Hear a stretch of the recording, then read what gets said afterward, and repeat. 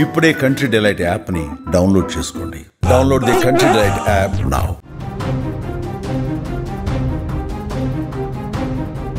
జూబ్లీహిల్స్ ఉప ఎన్నికల వేళ షేక్పేట్ డివిజన్లో లాఠీ చార్జ్ జరిగింది. 4, 5, 6, 7, 8 ఈ బూతుల వద్ద ఉద్రిక్త పరిస్థితి ఏర్పడింది. పోలింగ్ బూత్లోకి వెళ్లేందుకు బీఆర్ఎస్ కార్యకర్తలు కూడా ప్రయత్నం చేశారు.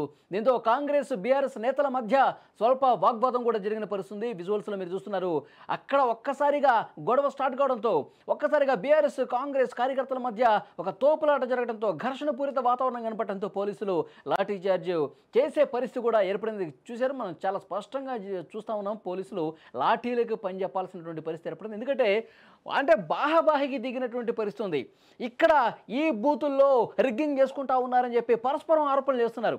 బీఆర్ఎస్ ఏమో కాంగ్రెస్ మీద ఆరోపణ చేస్తుంది, కాంగ్రెస్ కార్యకర్తలు ఏమో బీఆర్ఎస్ కార్యకర్తల మీద ఆరోపణలు చేస్తున్నారు. ఇక్కడ రిగ్గింగ్కి పాల్పడుతూ ఉన్నారు, ఇక్కడ వన్ సైడ్గా ఓట్లు వేయించుకుంటా ఉన్నారు అని చెప్పి ఆరోపణలు చేస్తూ బూతుల దగ్గర గొడవకు దిగినటువంటి పరిస్థితి కనిపిస్తుంది. ఈ నేపథ్యంలో గొడవ అంతకంతకు పెరుగుతున్నటువంటి నేపథ్యంలో పోలీసులు లాఠీలకు పని చెప్పాల్సిన పరిస్థితి ఏర్పడుతుంది.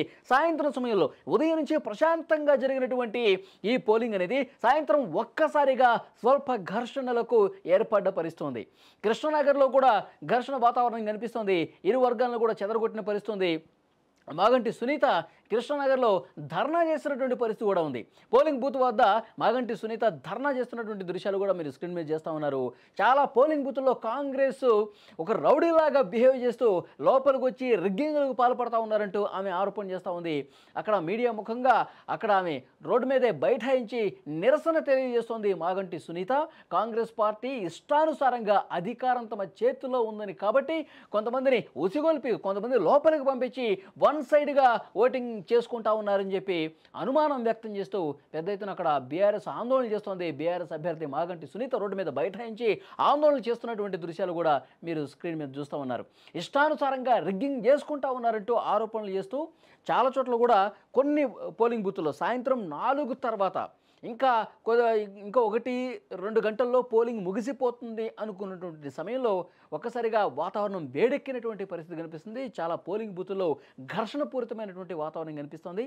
మీరు చూస్తున్నారు, కృష్ణానగర్లో రోడ్డు మీదే బైఠాయించి సునీత ఏ విధంగా ఆందోళన చేస్తూ ఉన్నారో మనం చూస్తూ ఉన్నాం. కాంగ్రెస్ పార్టీ రిగ్గింగ్ పాల్పడుతుందని చెప్పి ఆమె ఆరోపణ చేస్తుంది. మరోవైపు కాంగ్రెస్ పార్టీ వాళ్ళు కూడా ఇది బీఆర్ఎస్ నేతలు మూకుమ్మడిగా చాలా చోట్ల దాడులు చేస్తూ ఉన్నారు, బీఆర్ఎస్ నేతలు ఈ ఘర్షణలకు వాళ్లే కారణం అంటూ కాంగ్రెస్ పార్టీ కార్యకర్తలు కూడా ఆందోళన చేస్తున్న పరిస్థితి. ఒక్క చోట శృతి మించడంతో షేక్పేట్లో అక్కడ మీరు స్క్రీన్ మీద చూస్తూ ఉన్నారు, పోలీసులు లాఠీలు నేల మీద కొడుతూ వాళ్ళందరినీ కూడా తరుముతున్నటువంటి దృశ్యం మీరు చూస్తున్నారు. ఎందుకంటే ఇంకా కార్యకర్తలు పెరిగితే ఇంకా ఇక్కడ ఘర్షణ జరుగుతుంది, గొడవ జరుగుతుందని సమాచారం తెలుసుకున్న వెంటనే ఇంకొంత కార్యకర్తలు అక్కడ పెరిగితే గనక మరింత గొడవ పెద్దదవుతుందన్న ఉద్దేశంతో పోలీసులు వాళ్ళందరినీ కూడా చెదరగొడతా ఉన్నారు. అక్కడి నుంచి పంపిస్తున్నటువంటి పరిస్థితి కనిపిస్తోంది.